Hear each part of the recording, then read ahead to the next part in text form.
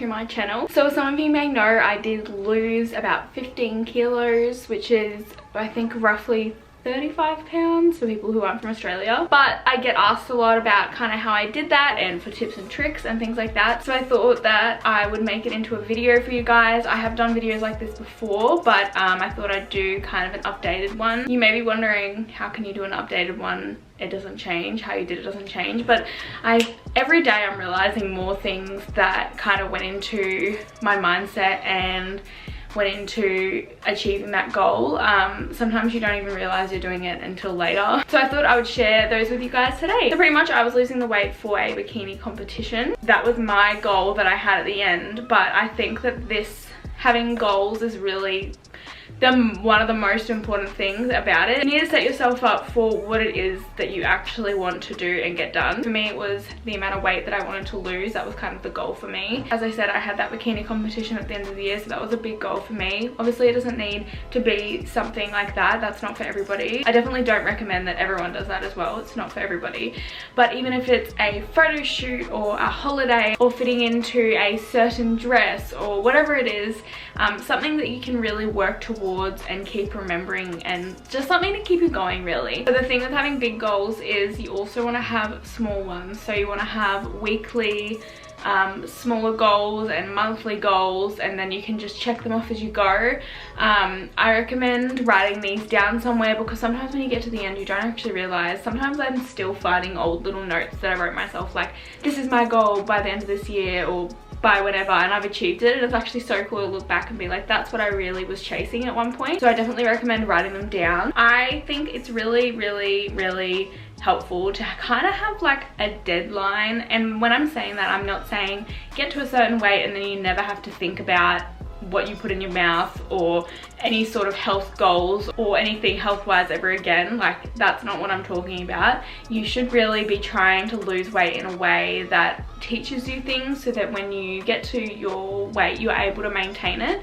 For me, I lost 15 kilos, and because I lost that weight in more of, it's not that I was really restricting calories, but I wasn't, because I had a coach, I wasn't allowed like to fit in little snacks and things that I like, that I do now. After I lost that weight, I put about 6 or 7 back on, and then that was when I was like, all right, I'm going to try to do flexible dieting, which for those of you who don't know, I'll put a little explanation up on the screen, but it's pretty much counting your macros so that you can incorporate things that you really like, things that may normally be seen as a cheat meal or an unhealthy food. It kind of just teaches you that you can have anything you want. It just has to be in moderation, if that makes sense. Pretty much I just focused on my protein goal and my calories, so I wanted to make sure that I was eating the right amount of calories and also getting to the right amount of protein at least. The next thing I want to say is to be in a caloric deficit is the biggest thing there is. You can count your macros until the cows come home, but if you don't have a set calorie amount that you're eating that is putting you in a deficit, then you will not see results. I'm going to put a link in my description of a site that kind of gives you a outline of what you should be eating. Based on your details, it'll give you a estimation of what you should be having. Again, the best thing to do is to go see a qualified. I'm not qualified in any way. I'm just giving you tips based off my own experience, so definitely I'm not trying to say I'm qualified or an expert at all, but I just wanted to leave this little link in the description. Maybe you don't have the opportunity to see a professional or have the money right now. And then the next thing is making sure you are moving your body. Now, I think the best way to do this is to do something that you actually enjoy doing. For me, I finally found PLC and I love the classes and I just really enjoy it, and it makes me want to work out and I don't dread it. Some days, obviously I do, I'm not like 100% motivated all the time, but for the most part, I do really enjoy PLC. So I would really recommend finding a type of exercise you like. Pretty much I did gym, like weights and stuff, and then I'd also go walking, but my gym sessions, now looking back, were not that good. Honestly, like my weight sessions especially were just not very good.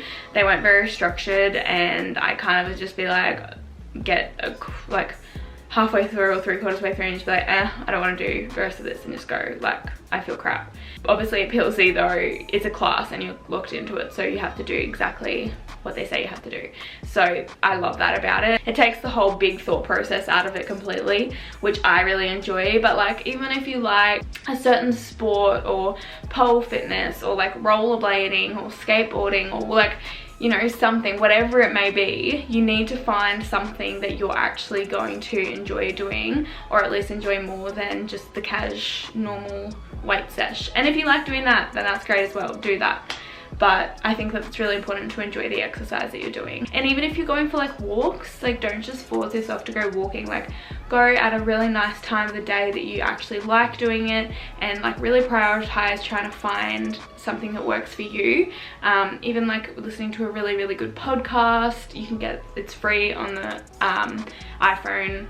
Podcast app is free, and there's so many good ones. The next thing I would say is being able to keep your mindset strong. It's so easy to just forget why you started, so I really recommend things like forcing yourself, even if you don't feel like doing it, listening to positive podcasts. I absolutely love Kevin Hart's Audible book. I think it's called The Decision. Absolutely amazing, and it has a chapter for like everything that you could possibly want, so you can go back and listen to them if you're feeling a certain way. That was super helpful for me, those sorts of things. Plus making your background either something that's motivating you, or a motivational quote, or why you're doing it, something that you can see all the time. So yeah guys, I thought this video could prompt some questions from you guys, so definitely leave them in the comments down below, or shoot me a message on Instagram, Facebook, whatever it may be. And if I get some questions from you guys, then I'll definitely make a part 2 for this, and I'll see you all in my next video. Bye!